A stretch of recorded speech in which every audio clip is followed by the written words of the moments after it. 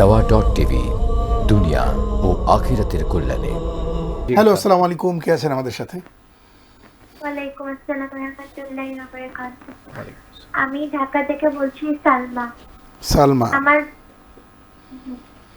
আমার প্রশ্ন হলো, দাবা লুডো খেলা কি গুনাহ নাকি? দাবা এবং লুডো খেলা গুনাহ কিনা? ঠিক আছে সালমা, অনেক ধন্যবাদ আমাদের সাথে যুক্ত হওয়ার জন্য।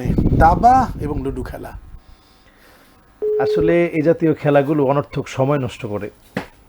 অনর্থক সময় নষ্ট করা খেলা এবং আঙ্গুল দিয়ে টাচ করে যে খেলা, রাসূলুল্লাহ সাল্লাল্লাহু আলাইহি ওয়াসাল্লাম বিশেষত যে খেলাগুলোকে বৈধ করেছেন, যেমন তীর খেলা, ধনুক খেলা, অথবা ঘোড়া চড়া, অথবা সাঁতার শেখা, যেগুলোর মধ্যে প্রশিক্ষণ রয়েছে।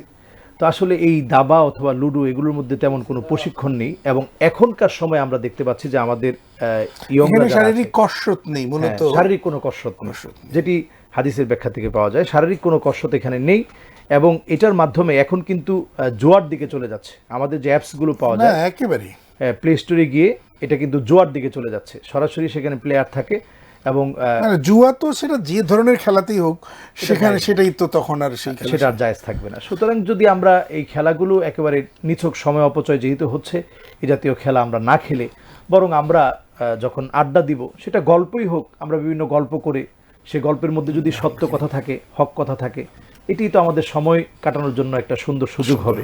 কাজে আমরা এইভাবে করে সময়টা কাটানোর চেষ্টা করব। এই অযথা সময় কাটানো এটা আমরা করব না।